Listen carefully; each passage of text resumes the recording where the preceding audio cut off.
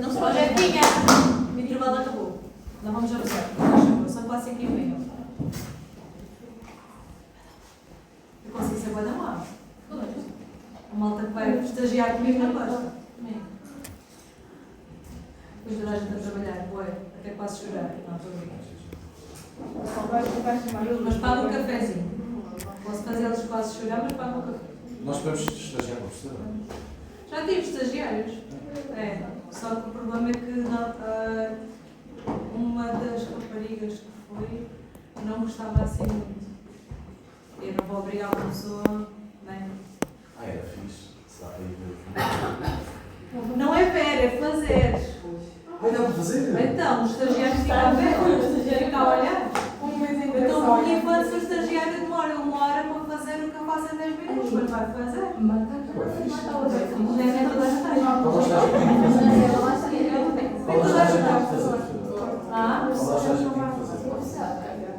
Não, na altura, foi em 1 ano ou 2 que eles conseguiram um acordo qualquer e nós aceitamos lá estagiários.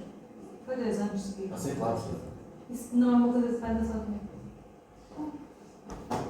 Olá, muita coisas, tem nada a trabalhar coisas. Mas é pouquinha coisa. E para umas imagens e assim. Então, viradinha para a frente. Muito obrigada pela vossa atenção. Então, maus tratos em crianças e jovens. É assim, isto podem achar que, tal como estava a colega a dizer, criancinhas mortas. Não, isto não são criancinhas mortas. Isto é um assunto muito sério. É maus tratos em crianças. E isto acontece mais do que aquilo que se imagina. E é uma coisa que é transversal a todas as classes sociais. Não é só um cigano que bate no filho. Ok? Então, isto é um problema um bocadinho mais grave e mais complexo do que aquilo que realmente aparece. Então, assim só fazendo aqui uma retrospectiva, em 1989, as Nações Unidas adotaram por unanimidade a Convenção dos Direitos das Crianças, que era uma coisa que não estava muito bem definida.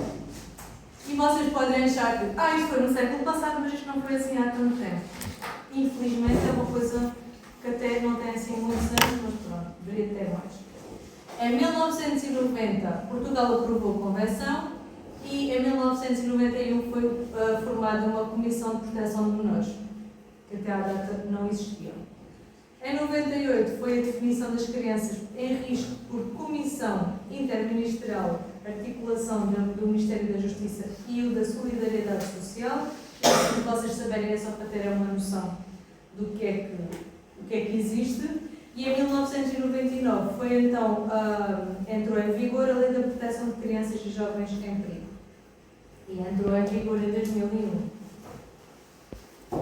Esta Convenção dos Direitos das Crianças assenta em 4 pilares fundamentais: a não discriminação, o interesse superior da criança, que é uma coisa que às vezes não é fácil de definir, é um conceito que pode ser um bocadinho vago e pode ser interpretado de diferentes formas, a sobrevivência e desenvolvimento e a opinião da criança. A Convenção divide-se em 4 categorias de direitos: o direito à sobrevivência, ou seja, o direito todas as crianças têm o direito a ter cuidados adequados à sua sobrevivência, os direitos relativos ao desenvolvimento, o que inclui o direito à educação, direitos relativos à proteção, o direito de ser protegida contra a exploração e contra tudo o que seja, que não seja do tal interesse superior da criança. Direitos de participação, ou seja, de exprimir a sua própria opinião, e com isto não estamos a falar daquelas parentalidades que voltam e meia aparecem nos TikToks da vida, de as crianças são soberanas e elas decidem tudo por elas. Não é nada disso, mas é haver ali, por exemplo, quando a criança às vezes é colocada num ambiente que não é o adequado ao seu melhor desenvolvimento, e muitas vezes vai expressar isso, não é? Ou vai às vezes dizer que tipo, que imaginando uma criança que diga às vezes que não quer estar com determinada pessoa. Às vezes tipo uma ama. Há que perceber, tentar perceber pela criança qual é o problema que está ali. O ouvir a criança. Lógico que às vezes também há crianças que de alguma forma imaginam algumas coisas, mas tem que haver ali, a criança também tem que ter a sua voz e tem que ter a sua opinião. E isso deve ser também tido em conta. Como é lógico, tem que haver um meio termo para tudo, não é? A Convenção dos Direitos das Crianças implica a violência física, crueldade mental ou a própria violência psicológica, abuso sexual, negligência grosseira com consequências graves para o desenvolvimento físico e psicológico. Epidemiologia, ausência de definição, ou seja, não há uma definição exata. A natureza da vida, a natureza privada da vida familiar, que é um problema que, o que se passa na casa das pessoas é difícil de nós avaliarmos cá fora, não é? E a multiplicidade das fontes de informação, portanto, médicas como administrativas, administrativas e judiciárias, ou seja, não se pode definir que uma criança está em risco ou em perigo só por um único fator ou porque a criança, por exemplo, no Reino Unido, eu não sei se vocês sabem como é que funciona, é um bocadinho de extremos. No Reino Unido, se a criança chega à escola a dizer que a mãe deu uma palmada, quando a mãe vai à escola buscar aquela criança, há uma assistente social que está ali imediatamente para falar com a mãe. Ok? E a mãe até pode não ter dado exatamente a palmada, mas a criança é vista como não, se ela falou é porque. Agora imaginem, se for aquelas criancinhas meio manipuladoras, porque já, né? E percebam que, se não faz isto eu vou dizer que, não é? E há um problema ali, no Reino Unido eu sei que é assim, é muito, muito complicado porque à mínima coisa as crianças estão logo ali a ser seguidas por psicólogos e não sei o quê. Nós portugueses estamos com uma mentalidade um bocadinho diferente.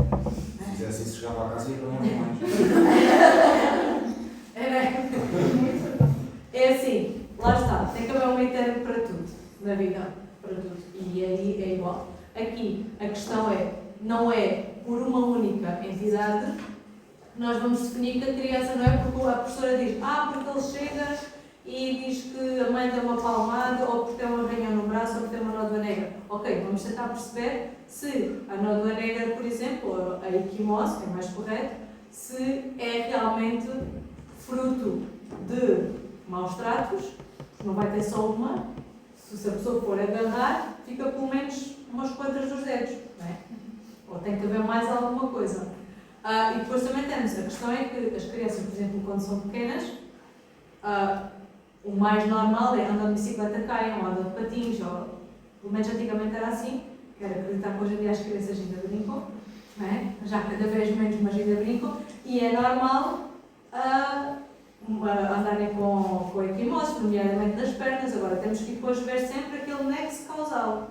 Se aquela lesão pode realmente ter sido causada por uma brincadeira, ou há ali alguma coisa mais grave no meio daquilo.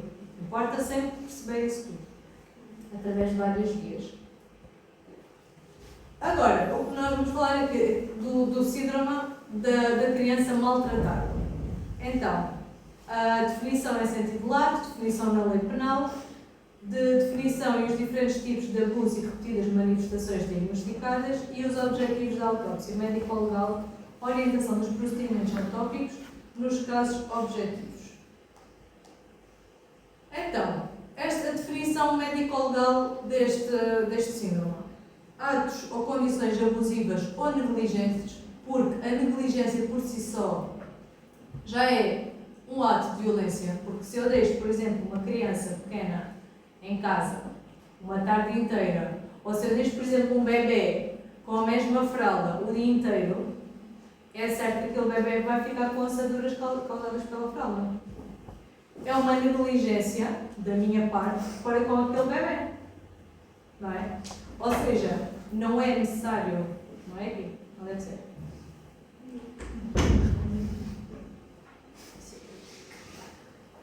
começar a aceitar. Mal tinha que bater à porta, vamos arranjar umas cadeirinhas para os convidados.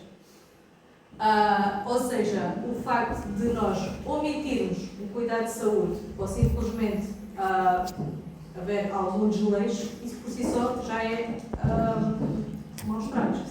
De uma forma omissiva, mas é uma negligência por parte dos pais, dos cuidadores daquela criança. Quaisquer atos ou omissões por parte de indivíduos, instituições ou da sociedade, temos, por exemplo, também às vezes aqueles casos das AMAs, ou mesmo de escolas, de creches. Isto ainda acontece. E depois o problema é o quê? Porque às vezes temos crianças muito pequeninas que não falam. Então, porque a criança chora quando fica lá. Mas os bebés choram. Então como é que nós vamos perceber se a criança chora porque não gosta? Nós não vamos perceber isso. Nós temos que ter a atenção toda a envolvência. Se a criança tem marcas, não tem, às vezes não tem. E muitas vezes as denúncias destas AMAs e não sei o quê vêm às vezes por vizinhos que veem, ou que, não sei se, aí há, já há mais de um ano, de uma fulana que tinha uma marquise em que punha lá as crianças, não sei se vocês lembram, isto apareceu no Jornal da Noite, em que houve um vizinho que começou a filmar e tentou alertar as autoridades aquilo tudo e a mulher tratava as criancinhas, estamos a falar de criancinhas de meses, esses nem sequer andam, então choravam para ficar lá. É o normal, não é? O bebê chorou, a gente sabemos lá às vezes o que é que vai acontecer. E pronto. Quaisquer circunstâncias resultantes desses atos ou omissões que privam a criança dos seus direitos e liberdades e ou interferem com o seu desenvolvimento. Definição da lei penal, temos os artigos 152, a linha A e a linha B, maus tratos, e o outro que refere a violação das regras de segurança. Isso não é preciso vocês saberem, mas é só saberem que isso tudo está previsto na lei como crime, ou seja, é punível. O Código Penal assim o prevê. Agora, tipos de maus tratos ou abusos. Isto é uma coisa gira, para pôr tipo uma pergunta, desenvolvimento de escolha múltipla, por exemplo. Apontem aí que isto poderá ser assim uma coisa gira. Então, temos maus tratos físicos, que é os normais, que a gente também já falou neles naquele PowerPoint sobre a violência. Aqui temos a nível nutricional, porque as crianças e os bebés, se não forem os adultos a lhes dar alimentos, eles também acabam por não ter capacidade para o fazer por si próprios.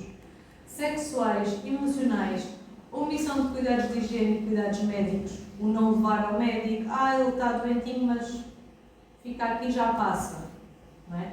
Todas as crianças têm direito a ser vistas por um médico se estiverem doentes, a serem bem tratadas se vier alguma coisa, a comer quando têm fome, por aí adiante. Depois temos aqui, vamos falar de um síndrome que é de Munchausen by proxy. Já vamos falar mais à frente, que eu acho que isto é das cenas mais psychos que existem e que eu acho que, acho que não podia pertencer à polícia. Porque se eu fosse ver alguém que fizesse isto, aquela pessoa ia aqui deixar na bola, se quiser. Não é um problema. Abusos físicos. O SCM é a síndrome da criança maltratada, é só para estar abreviado. Abusos físicos. Sevícias. O que são sevícias? São castigos corporais. Castigos corporais, tipo bater. Criança batida e síndrome de café Silverberg. Ou seja, temos aqui nesta parte traumatismos não acidentais, podem ser únicos ou múltiplos, e caráter repetitivo ou episódico. Ou seja, como é que nós vamos determinar aqui se o traumatismo é acidental ou não? Em primeiro lugar, se temos uma criança, por exemplo, com 3 ou 4 meses, uma criança com 3 ou 4 meses não pode ter uma fratura do osso. Pode ser acidental, sim, mas aí o pai ou a mãe, quando esse acidente acontece, vai imediatamente a um hospital e descreve o que é que aconteceu. E é assim, pode acontecer um bebê cair, pode. Ok? É grave, mas é uma coisa que pode acontecer. Se isso for uma coisa que realmente é um acidente, nenhuma mãe, nenhum pai, nenhuma tia, avó, o que seja, vai ficar em casa com essa criança. Vão à partida levá-lo a uma instituição hospitalar. Vai recorrer a uma instituição hospitalar, a criança é vista, é feito um raio-x, é feito pronto, o que for necessário fazer. E há um registro disso. Agora, importa ver se a criança é pequenina e vai várias vezes ao hospital com este tipo de acidentes. Okay? Chega a um ponto que se a criança num mês tem 2 ou 3 acidentes destes, alguma coisa não está certa. Não é? Então importa perceber se há um padrão ali e se isso acontecer é possível que se tenha que, o próprio hospital que tenha que notificar uma assistente social para tentar perceber, falar com a família e tentar perceber o que é que se passa, em que circunstâncias é que esse tipo de acidentes acontecem e tudo mais. Porque aí, de alguma forma, essa criança há alguma negligência em relação a ela. Depois, as lesões traumáticas de natureza contundente. Toda a gente se lembra do que é isto? Então, podemos ter uma bufetada, e a bufetada, claro que não estamos a falar de uma palma, uma bufetada, isto é uma bufetada mesmo. Não sei se vocês estão a ver aqui, há laceração do freio do lábio superior. Não, isto aqui não é do lábio superior, mas normalmente acontece no lábio superior, mas aqui temos lesão aqui em baixo. Como se fosse um corte. Agressão com cinto ou com fio de eletricidade. Esta criança aqui, estamos a ver, é uma criança que está viva e tem claramente as tais lesões modeladas. Isto até pode ter sido com alguma coisa que tivesse exatamente esta marca. Esse é um aspecto relevante. Sim. Ou seja, isto ficou claramente com uma lesão modelada e qualquer pessoa olha para isto e consegue ver que isto não foi uma coisa acidental. Não é? É claramente uma lesão contundente e foi provocada com a intenção.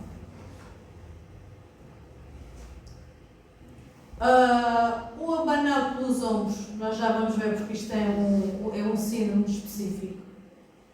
Lesões traumáticas de natureza contundente. Este abanão pelos ombros não é nós estarmos a brincar com a criancinha, como às vezes a malta gosta de fazer, não é isso. Isso não faz mal nenhum. É um abanar, mesmo abanar. Ok? Pode causar descolamento da retina, contusão cerebral, porque estamos a falar que os bebés, por norma, a cabeça é proporcionalmente maior e mais pesada em relação ao corpo. Então, por isso é que eles, quando são mais pequenos, têm dificuldade em segurar a cabeça é pesada.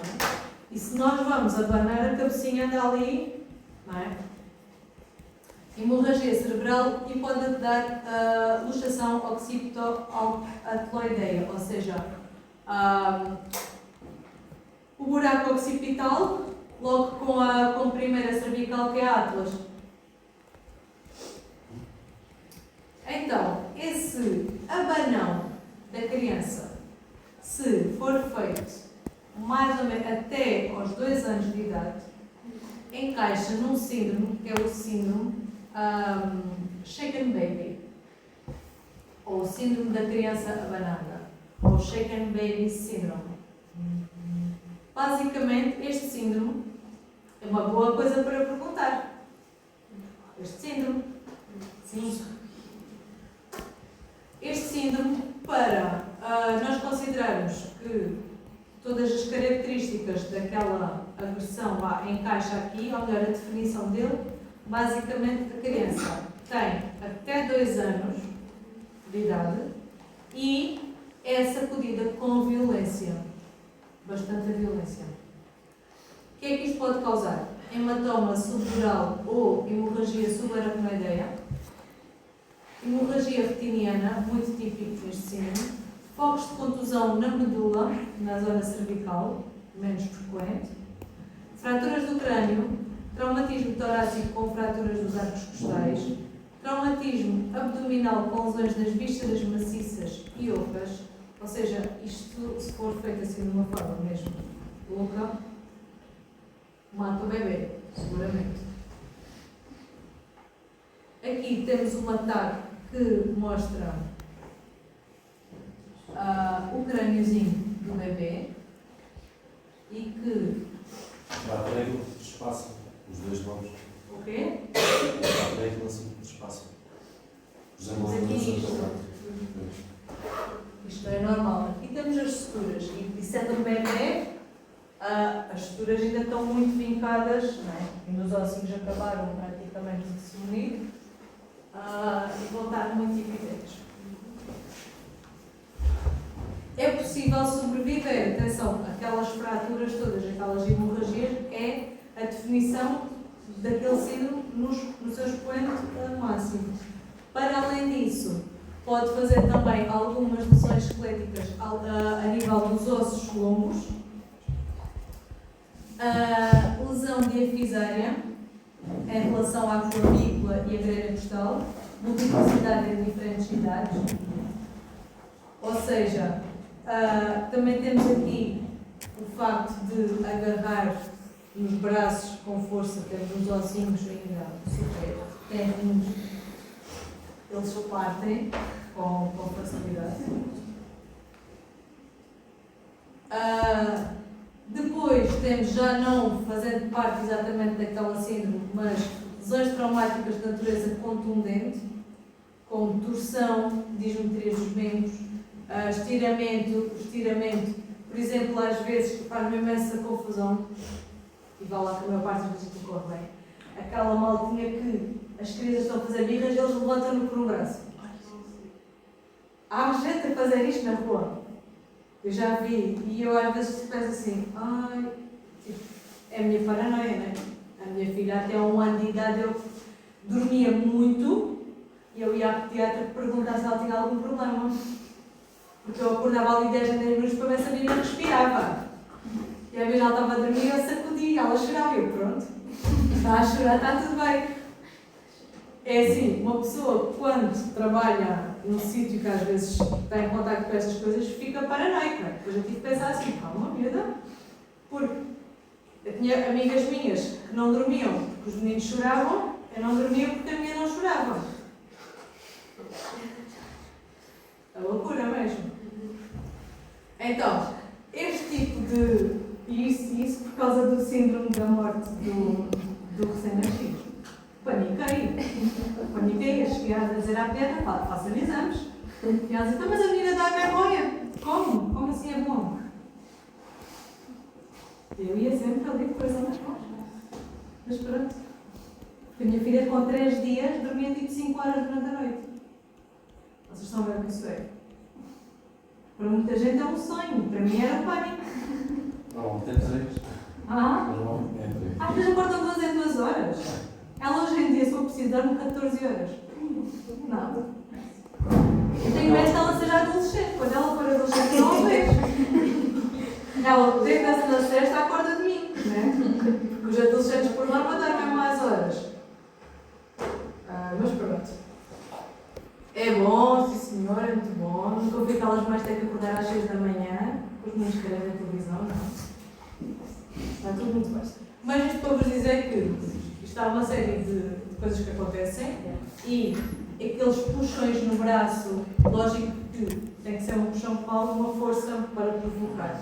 Agora, este estiramento, que é às vezes só aquela deslocaçãozinha ali das articulações, pode provocar claudicação. O que é claudicação? É a pessoa tipo de puxar. Porque vai fazer um desnível em relação à articulação. Depois, lesões provocadas por agentes físicos.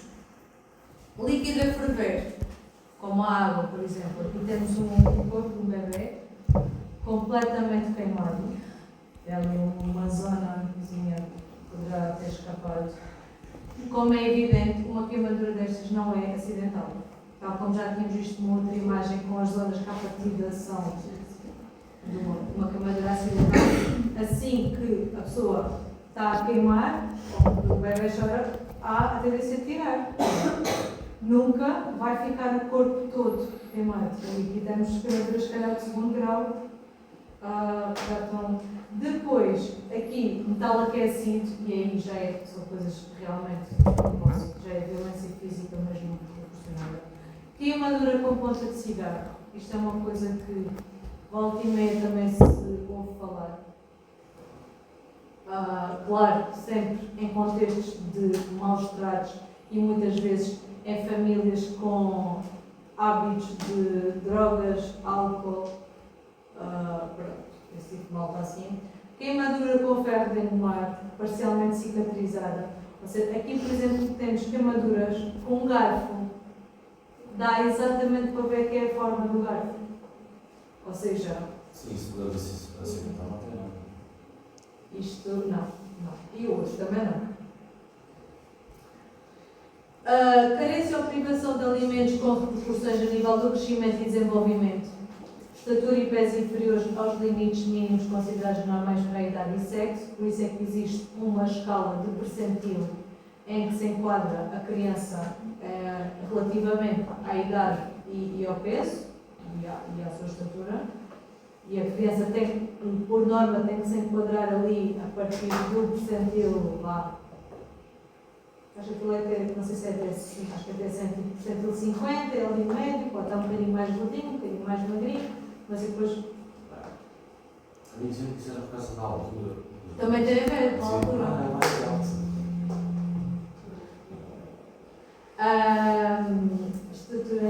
Doenças resultantes de carências vitamínicas, atraso do desenvolvimento mental, situações agudas de desidratação. Por exemplo, houve um caso, há uns anos, com uma menina viva, ali na casa dos 4 anos, em que pedia para viver com a avó, isto é no Algarve, pedia para viver com a avó menina, e a própria avó já tinha pedido para ela viver com ela, porque a mãe, era a avó materna, a mãe desta menina era toxicodependente. O marido, namorado, também era toxicodependente e alcoólico. O filho mais velho já estava a viver com a avó. Quando a rapariga engravidou, essa avó foi ao Ministério Público explicar a situação e pedir. E há poucas avós assim, e atenção, muitas outras não iam fazer isto. E pedir para que quando aquela criança nascesse ficasse automaticamente à guarda dela. Sabe o que é que o tribunal fez? Não o fez? Não deu. É pá, mas... Não deu. Não vamos mais longe. O refúgio Agudo e Ascensão tem bebés que eu tenho uma amiga minha que já lá foi e diz que é de uma pessoa sair de lá, das duas uma, ou a pessoa vem a chorar ou quer trazê-los a todos. Porque há bebés de famílias que são completamente... É assim, eu sei que toda a gente tem uma oportunidade para recomeçar, mas se há famílias que não querem de todo largar a droga, largar o álcool, então que dê essa autorização, ou que o próprio tribunal dê essa autorização para as pessoas adotarem essas crianças. Essas crianças vão para o refúgio sem opção de adoção. Sim. Ficam ali provisório? Não, elas vão ficando ali, porque os pais têm que dar autorização. Não dá para adotar as crianças no refúgio? Algumas sim, mas os pais têm que dar autorização. Toxicodependentes, drogados, Sim, alcoólicos têm que dar resultados de bebés, que são mais bebés, a maior parte deles, não dá autorização. Não querem dar autorização. Ou seja, temos crianças que de início são logo ali um bocadinho condicionadas, porque nem os pais estão a fazer uma reabilitação. conseguir entender se os pais dizem assim, não, nós queremos sair deste mundo, precisamos de ajuda e está tudo certo. Porque eu acho que antes de se retirar crianças à família, devemos tentar perceber do que é que a família precisa. Ok, precisa de uma casa. Por exemplo, uma pessoa hoje em dia que queira alugar uma casa e que tenha, por exemplo, 2 filhos, ou que tenha um filho, uma pessoa que ganha um ordenado mínimo não consegue alugar uma casa, pagar contas e comer. Não consegue. O nosso país é mesmo assim. Então, eu sou a favor de que se ajude as pessoas que querem ser ajudadas, não é? Dão casas a tanta gente, então dê uma casa a uma família que queira realmente fazer as coisas. Agora, ali temos pessoas que não estão sequer interessadas em mudar a vida que têm. Essa menina, quando foi para fazer o exame, por causa dos maus tratos, disse que às vezes tinha muita fome e que a mãe, quando ela dizia que tinha fome, fechava no quarto. Dizia que ela estava gorda, que ela não podia comer. O que é que apetece fazer esta mãe? Eu sei que não posso dizer isto, mas o que é que apetecia fazer esta mãe? Fechava no quarto. Está a mesma coisa. Não, fechá-la no quarto era um Uma favor. semana. Fechá-la no quarto era um favor. Eu não consigo. Eu não tenho capacidade. Mas, por exemplo, as crianças em refúgio só ficam lá até aos 6 anos, se não me engano. E se não tiverem a autorização para ser Até aos adotadas, 6 anos, acho que ficam. No refúgio. No refúgio. Mas depois acho que podem mudar. mas depois vão para onde? Por exemplo, Outras instituições. Há instituições que ficam até aos 18. Pois é. mas não podem ir para orfanatos, Não é verdade. sem autorização de serem adotadas.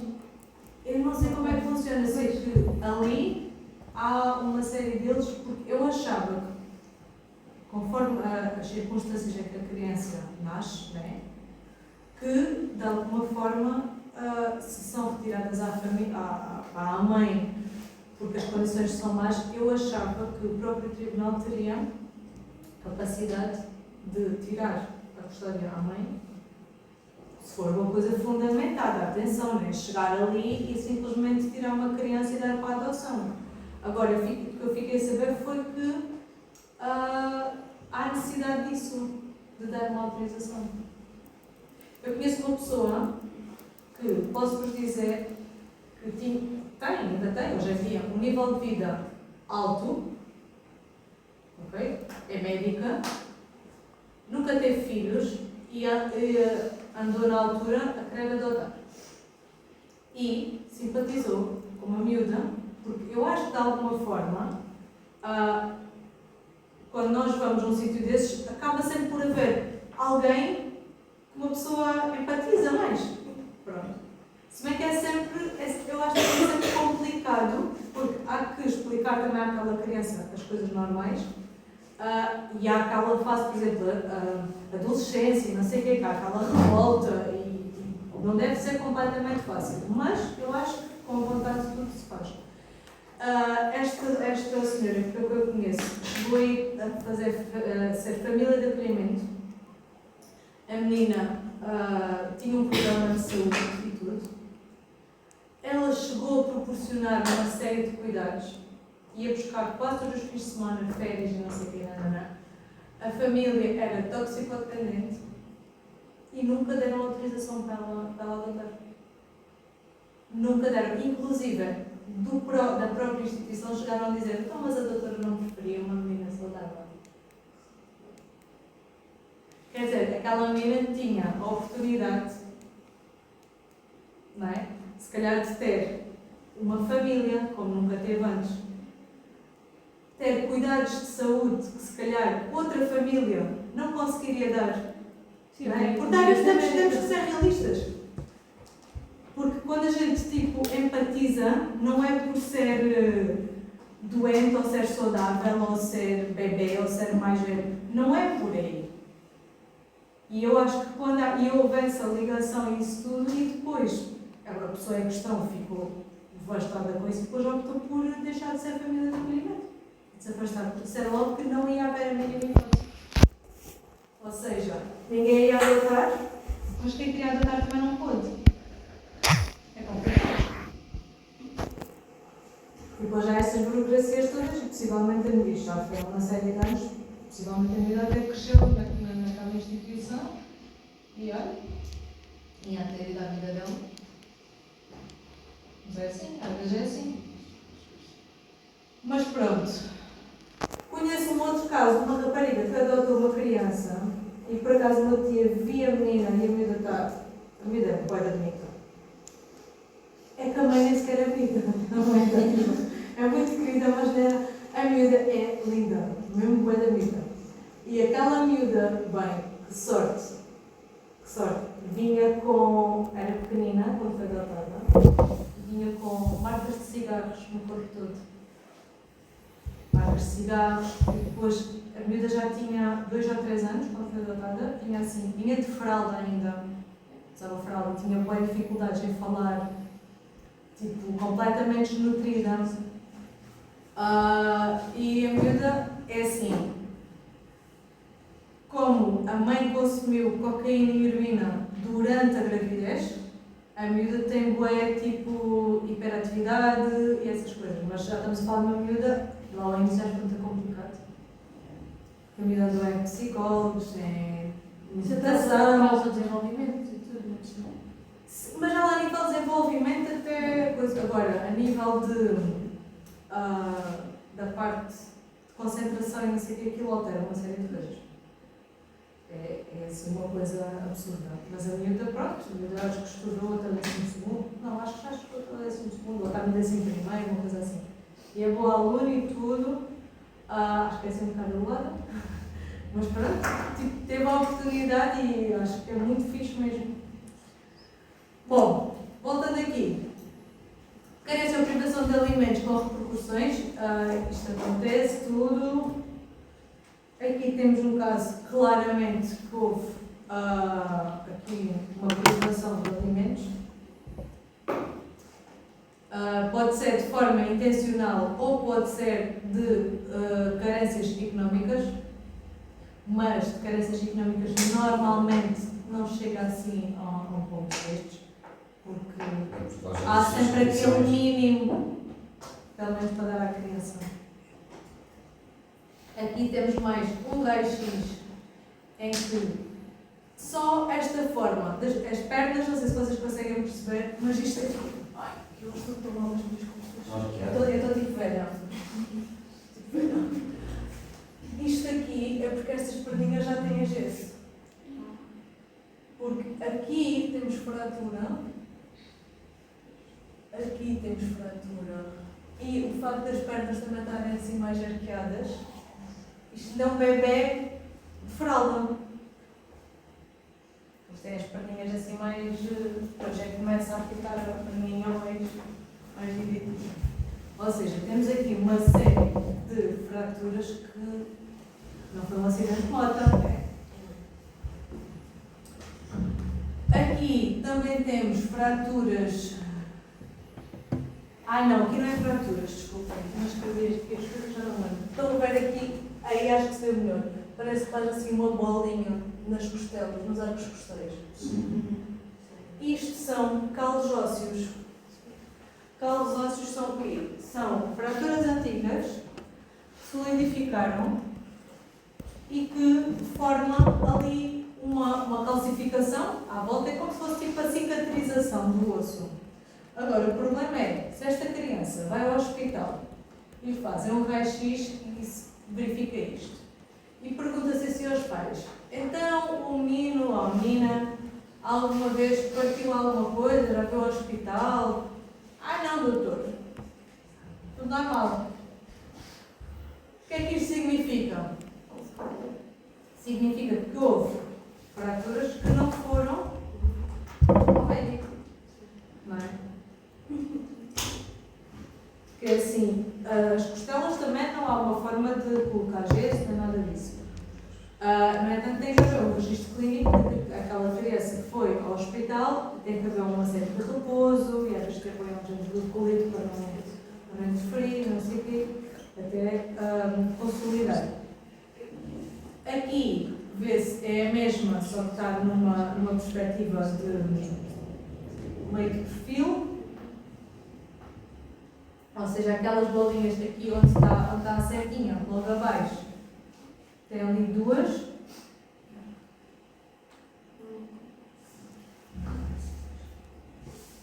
Aqui temos mais. Isto aqui já é um outro diferente. Estão a ver aí? Dos arcos costais. É os inchaços. E são montes. São montes. É suposto a costela estar toda viradinha. Lógico que tem aquela zona em que articula, tem aquela cartilagem, aquele bocadinho de cartilagem, mas nunca faz estas bolinhas assim. Isto é mesmo, é chamado calo ósseo. Aqui temos um raio-x do corpo inteiro que se deve fazer, porém, o que eu aprendi é que a um bebê, seja ele pequenino ou não, o raio-x correto não é feito assim. É feito por partes. Primeiro a cabeça. E porquê? A única questão aqui é que nós perdemos a definição de alguns ossos. Porque se está tudo num único IP, nós vamos aumentar e a definição não é igual do que se fizerem um raio-x, mesmo que seja com aquelas placas mais pequeninas, a cada parte. Membro superior direito, membro inferior direito, tórax, abdômen, cabeça, perfil, por aí adiante. Aqui temos mordeduras, certo? E equimoses, por exemplo, aí o bebê do lado direito, se vocês verem, as equimoses que estão abaixo, ali logo ao lado dessa dentada de baixo, tem uma coloração já mais batida do que a própria mordedura. Isto pode significar o quê? Foi há mais tempo. O que eu vejo? Foi há mais tempo. Foi há mais tempo. É uma versão contínua. Ou seja, houve episódios em diferentes dias de agressão à criança.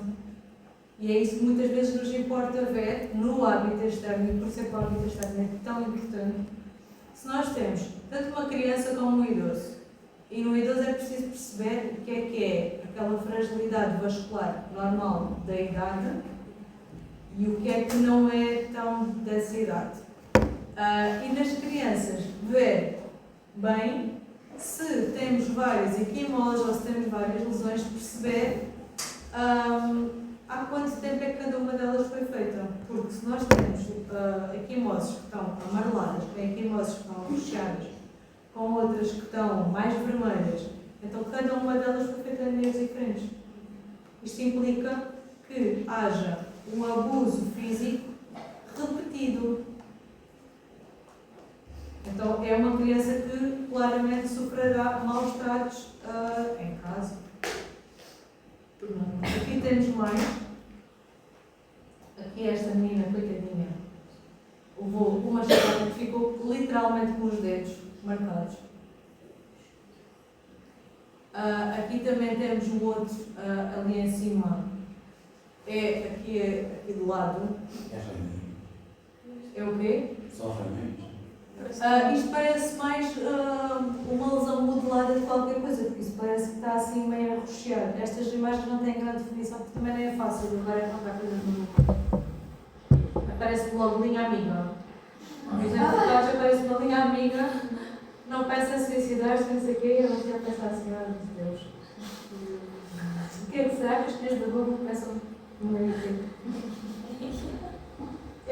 O menino aqui do lado direito tem equimoses que já estão amareladas, ou seja, alguém de alguma forma tentou ou apertou o pescoço ou com os dois dedos, porque aquela zona ali já está amarelada, então aquilo implica ali já há alguns dias, já não foi uma coisa completamente recente. Depois, abusos sexuais, exploração sexual de uma criança com finalidade de gratificação pessoal ou com fins lucrativos, exposição a atos impúdicos, utilização para fotografia ou filmes pornográficos, contactos e manipulação dos órgãos sexuais internos, penetração oral, vaginal ou anal.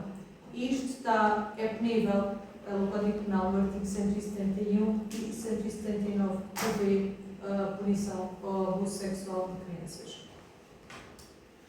Depois, manifestações diagnosticadas quando há estes abusos sexuais, sintomas e sinais de traumatismos localizados ou consequências e complicações infecciosas, Sintomas atribuíveis aos efeitos emocionais: incontinência urinária ou fecal, e isto às vezes em crianças que à partida já não era suposto fazer o xixi, né? O xixi na cama, ou mesmo o xixi tipo estar na sala de aula e não conseguir controlar.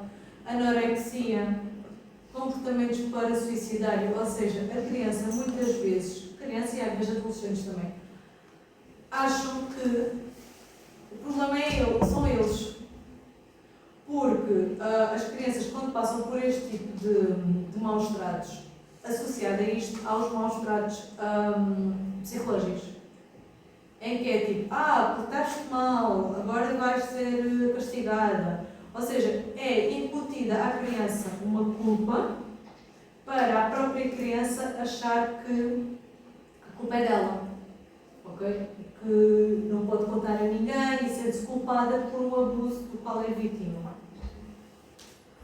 E é muito complicado explicar a uma criança que não é ela que está errada, não é? Comportamento acentuadamente sexualizado, ou seja, às vezes essas crianças que às vezes chegam à escola e têm conversas e comportamentos de coisas que não era suposto sequer eles passar pela cabeça. Precocidade relativamente a conhecimentos sobre sexo. Agora, situações de stress continuado imposto à criança sob a forma de abandono, confinamento, ameaças verbais de punição física, ameaças de rejeição, e isto aqui, estes abusos emocionais, basicamente é violência psicológica, que é muito mais fácil ser praticado a uma criança do que a um adulto. Porque há muito aquela ameaça, agora portas-te mal, agora não comes. Tipo a outra diziam à menina, tu estás gorda, fica agora aí fechada, gorda, feia. É assim, não se diz isto a ninguém, muito menos a uma criança, não é? O meu menino é tipo, era querida, barba fofinho, tadinha.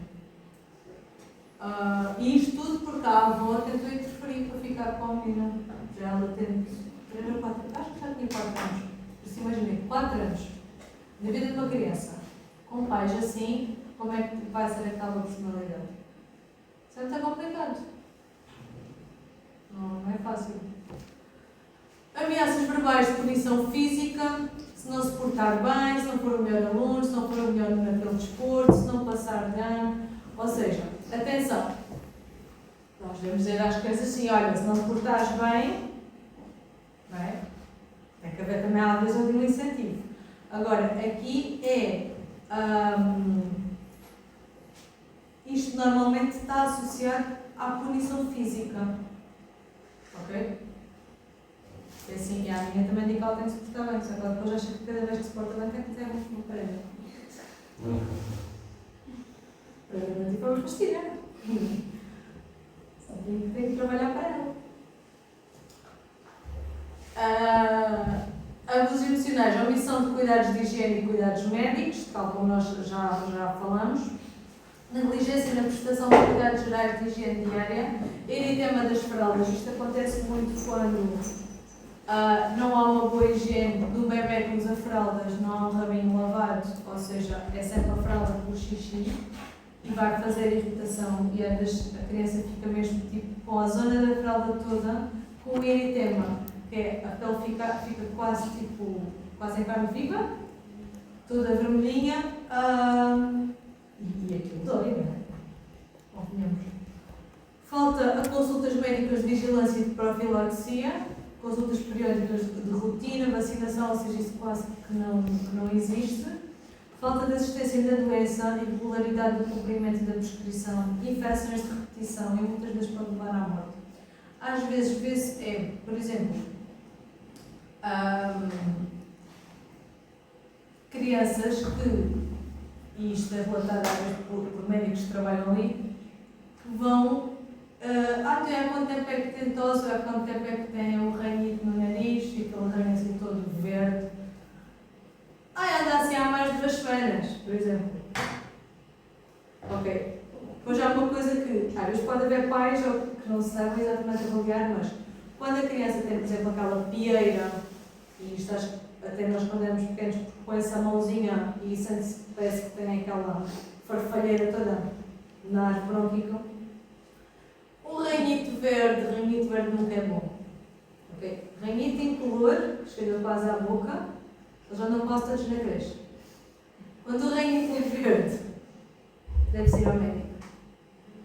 Não? Apontem. Dica do dia: ranhito verde, ir ao médico. Ranhito normal, vai tudo bem. Limpa e segue. Segue viagem. Agora, um dos meus síndromes, eu não vou dizer que isto é preferido, mas acho que é tão psycho e já há tantos filmes sobre isto. Ah, da Gypsy. É o caso da Gypsy Rose. Sei se é qual é. Não sei. Que é a miúda que também fingiu a vida toda que ela tinha doença. Ela obrigava a menina a andar numa cadeira de rodas. E Mas há uma portuguesa que fez isso. Sim. Acho que sim. Há uma que foi ao Bush ou uma cena assim qualquer para ter uma cadeira. Não, mas essa da gente ela tipo, obrigou a miúda a andar sempre em cadeira de rodas, convencia que ela não podia comer Então, certas vamos coisas. agora primeiro pôr aqui os colegas a par. Você sabe o que é. Então, este síndrome é a situação de maus-tratos ou abuso de crianças em que se verifica a existência de uma falsa doença ou a existência de uma doença provocada, da qual resulta prejuízo emocional e físico, em consequência de investigação clínica e de tratamento médico ou cirúrgico. Ou seja, o que é que isto significa? A mãe inventa ou provoca, pode provocar, pode dar uma medicação à filha ou filho que provoque uma doença na criança, para que ela possa tratar. Ou seja, isto são mães loucas em que acham que é muito bom estar a tratar dos filhos, coitadinho do filho que está doente. Então, mas estas mães levam as crianças ao médico. Ok? E tentam que as crianças. Daí este prejuízo emocional e físico, porque muitas vezes as crianças são operadas a problemas que não têm. Ok? E fazem prescrição para doenças também que não têm e que são inventadas pelas mães.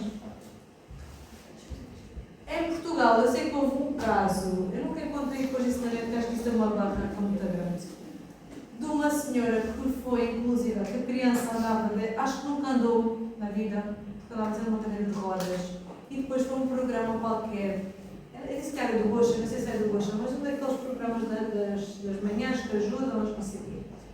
E ofereceram-me, inclusive, uma cadeira de rodas toda adaptada para a criança. Depois veio-se a saber que, quando é que isto fica realmente, quando é que isto começa a criar alguma suspeita? Quando, por exemplo, a criança tem ali num ano, é que ela acho que num ano foi cerca tipo, de quase 50 vezes ao hospital, ao mesmo Muitas vezes é hospital. para receber dinheiro. Por exemplo, esse das possível era para receber medicamentos Mas apoios e dinheiro. Mas há muitos casos que não, porque eles inventam doenças, as crianças são evidentemente tipo operadas. Porque tem uma dor, por exemplo, tem uma dor muito grande no apêndice, coitadinho, dói aqui, filho. Mas então é só a barriga, mas a mãe acha que é ali. E chega ao hospital e diz assim, porque é uma dor, não aguento, blá blá blá. Ok, eles vão operar. E às vezes têm que fazer, por exemplo, cirurgia exploratória, ou seja, imagina que há uma dor crónica, não passa de maneira nenhuma, já fizeram exames, não dá nada, tem dor. Ou seja, o que é que muitas vezes os médicos fazem? Ok, então vamos fazer uma cirurgia para tentar perceber, né, de onde é que vem a dor. Se já fizeram os exames todos e não vinha de lado nenhum, tem que vir de algum sítio. Então isto causa uma série de problemas. Essa criança portuguesa, ela acho que nunca tinha dado resultado. Tinha um atrofio muscular gigante, né? Porque andava sempre na cadeira de rodas. A mãe deixou de trabalhar para cuidar dela. E depois, como tinha uma série de idas ao hospital e não sei o quê, mandaram a ver o processo clínico, nunca dava nada. Chegava ao hospital, as análises estavam boas, os restos estavam bons. A criança já tinha feito tudo e mais alguma coisa. E nunca acusava nada, evidente, assim, numa causa mesmo, assim, uma coisa mesmo certa. E depois vê-se a saber que a criança não andava porque nunca ensinaram a andar e puseram-na sempre como doente. Estão a ver o prejuízo dessa criança? Enorme. Enorme. Então, famílias vulneráveis, antecedentes de maus tratos dos progenitores quando crianças e depois acham que têm que proteger muito aqueles filhos. Instabilidade socioprofissional, precariedade económica, isolamento social, família nuclear ou família monoparental e a mãe, que é a mãe muitas vezes isto aqui é mais pela mãe, acho que nem sequer não sei se sabe sequer casos do pai. Há aquela coisa da mãe achar que a criança tem que depender dela. Há mães que não conseguem. Por exemplo, eu tenho uma opinião muito prática com o dar de mamar, nem vou dar a minha opinião, porque ando sempre em colisão com outras pessoas. Eu acho que uma criança assim que inicia a alimentação, os alimentos, tem que deixar de mamar. Eu tenho uma amiga minha que fez uma mamar à criança, tipo, pai até aos 3 anos, e às vezes ela não gostava que a gente usasse. Mas era para já assim, quando o menino for para a escola primária, a maminha vai atrás. Isso é aquele filme dos miúdos e garotos que nunca viram. Mas já. Tem 5 anos a andar a correr. Mas há. Eu respeito, está tudo bem. Mas depois, da mesma forma que há isso, e que isso é mais no início da mãe do que da própria criança. A criança se der um leite com chocolate, nunca mais quer saber de mamar. Nem a cabeça. Foi logo para os e assim. E que já saudável, não é? Eu acho que sim. Eu acho que é assim, quando se pode dar de mamar, dá-se de mamar, está tudo muito bem. Agora até aos 4 anos, até aos 5 anos, por amor da santa, as crianças já têm que fazer aquilo. Não, parece que está assim não está aqui. Sim, então, mas eu já vi um ajudar a telemóvel a mamar. Está bem? Fiquei em pânico, fiquei na altura, ainda por cima estava grávida e pensei, meu Deus, se alguma vez me verem a fazer isto, eu tenho uma cara. Batam-me se faz favor, porque ninguém merece isto uma esplanada no café. Bem? Mas pronto, então, às vezes há um vício, e chega a uma parte que já é patológica, da parte da mãe, em que achar que aquela criança tem que depender dela, de qualquer forma. Então, isto é aquelas mães que acham que têm que cuidar, muitas vezes vêm de mães e de pais, em que houve muita negligência. Então acham que têm que fazer tudo ao contrário, vamos a extremos. E depois aqui já é uma coisa patológica e já é uma coisa que vai influenciar muito e vai até causar mal-estar na própria criança. Violência intrafamiliar conjugal ou do idoso, hábitos alcoólicos, de abuso de medicamentos, dependência de drogas e abuso, rejeição da paternidade, progenitores com perturbações que determinam o desfazamento entre as suas expectativas e capacidade de realização da criança e doenças mentais. Eu acho que, de uma maneira geral, isso é mesmo um desequilíbrio mental muito grande. Crianças vulneráveis, prematuridade à nascença, ou seja, os pais acham que a criança tem que ser mais protegida porque é prematura, porque é mais frágil. Características que dificultam a prestação de cuidados, irritabilidade, dificuldade de alimentação, debilidade. Progenitores adolescentes, deficiências congénitas, situações de alteração das relações pai-filho, perda de contacto pela hospitalização da criança, por falta de disponibilidade.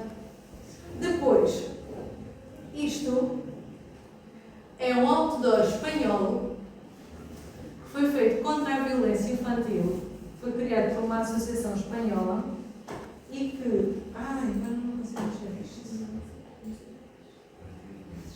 E que um adulto que olha diretamente para o cartaz apenas vê uma criança com o slogan às vezes os maus tratos infantis são só visíveis para a criança que os sofre. Alguém ouve falar sobre esta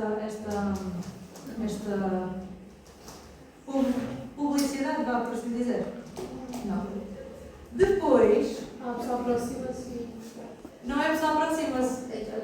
Quem está até 1,30 m de altura é que consegue ler a parte de baixo.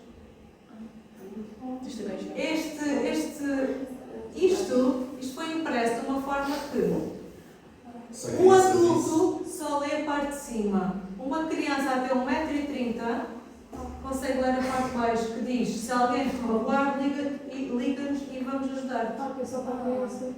Só para a criança ver. O número, só para a criança ver. Isto foi uma Foi. Porque eles propuseram que as crianças teriam até 10 anos, sendo que a média de altura seria 1,35 m, enquanto a dos adultos seria, em média, 1,75 m. O objetivo é incentivá-las a denunciar os abusos que são vítimas, mesmo que alguns adultos lhes digam para não fazer.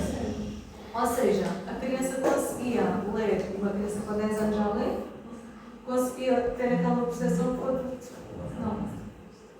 Está bem feito. Não sei, depois não encontrei, porque isto era um artigo da Visão, não encontrei se neste ano, isto é 2013, se houve algum aumento de denúncias ou não, mas mostra que isto não é normal. E às vezes há crianças que vivem neste ambiente e que assistem desde muito pequeninos, tanto a maus tratos do pai em relação à mãe, da mãe em relação ao pai, que acham que é normal. Normalizam a situação e acham que isto acontece em todas as casas.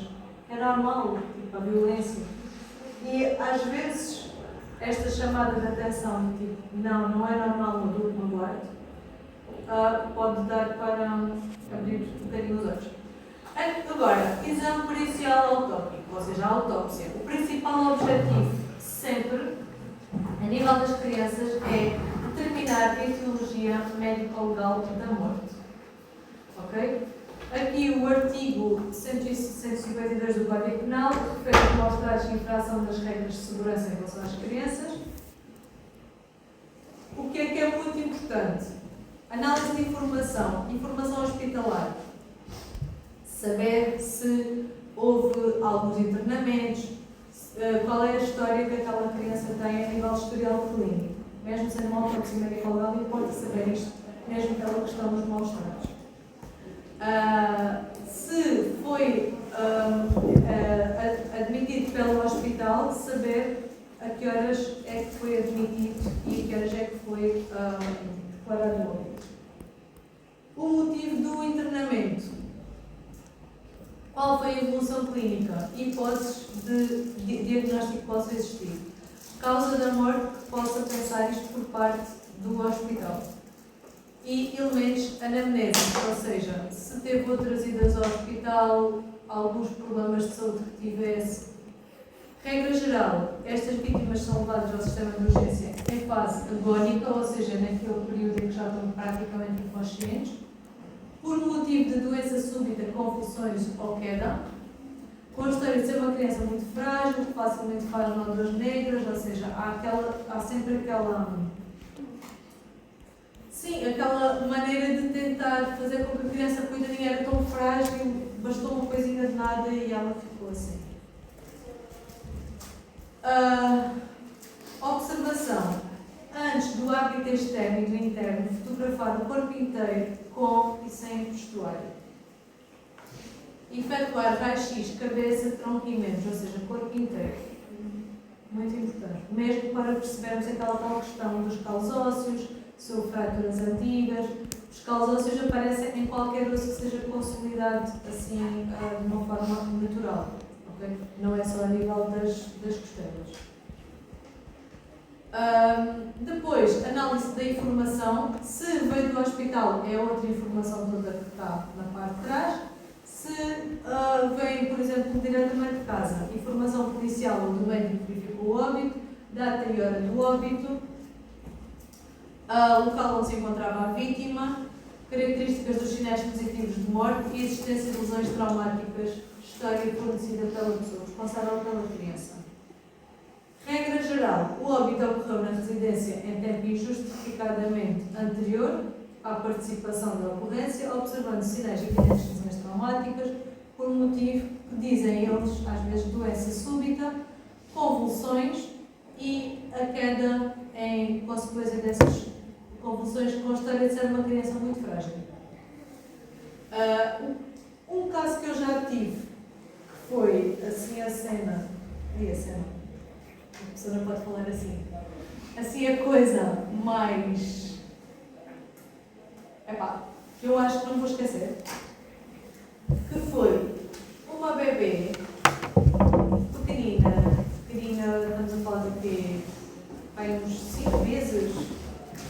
aí, 5 meses, que, qual é a história que vem? Morte súbita em casa, em que eles relatam que a menina estaria doente, estava a dormir, às 11 da manhã tinham a dar medicação e depois foram vê-la às 3 da tarde.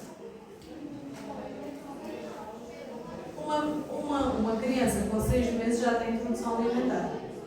Então há uma coisa que se chama almoço, uma sopinha, uma papinha, não é? Essas coisas existem. E, então, aí está logo alguma coisa que não bate certo. Das 11, uma criança que está doente, a mãe e o padrasto estão em casa, a criança está no quarto, doente, e, de alguma forma, viram-na às 11 da manhã e depois vêem-na às 3 da tarde. Não está certo, alguma coisa não bate certo.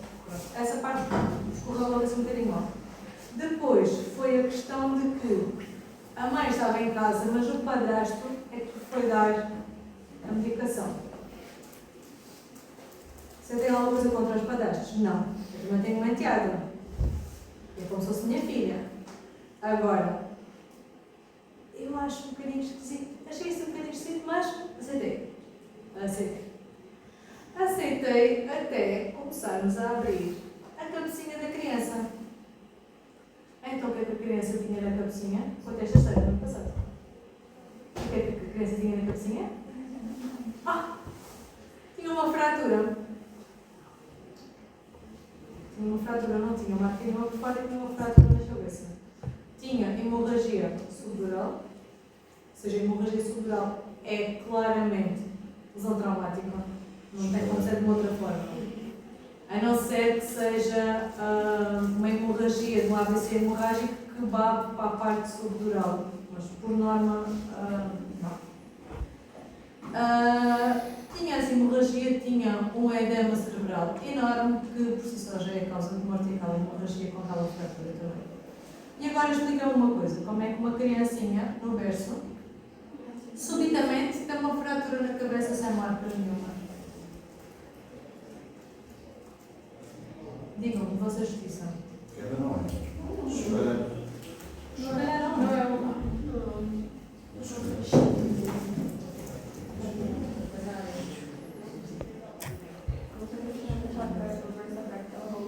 Não, ela estava no berço. A história deles é que ela estava no berço e que subitamente morreu. Qual é que desculpa do mundo? Subitamente morreu.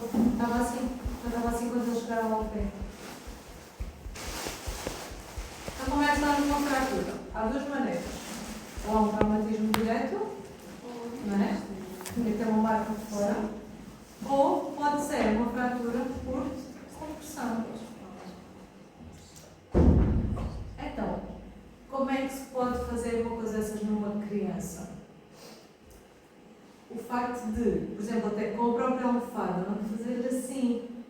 Se fizer assim com força na cabeça, imaginem, se vocês tiverem tipo um melão, uma melancia, se vocês apertarem, né, alguma coisa cede.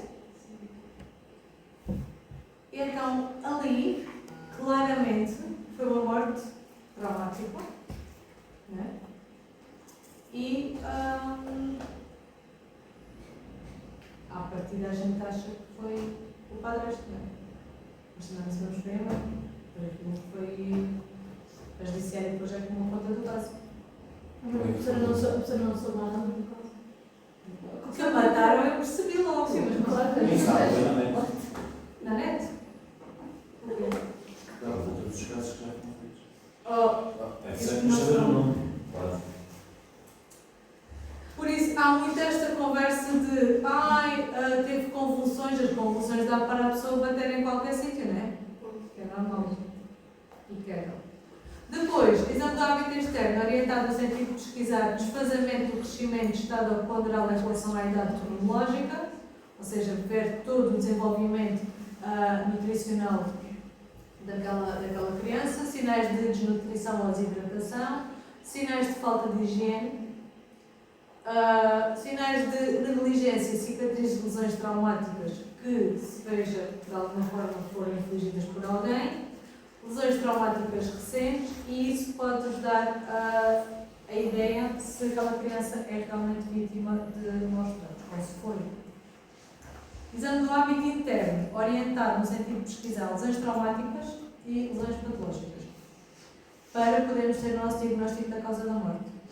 É importante fazer um diagnóstico diferencial de alterações patológicas, porque é assim, a criança até pode ter uma série de hematomas por alguma alteração hemodinâmica, por exemplo, algum déficit de plaquetas, que vai fazer, por exemplo, com que a criança fique com uma nódoa negra com mais facilidade.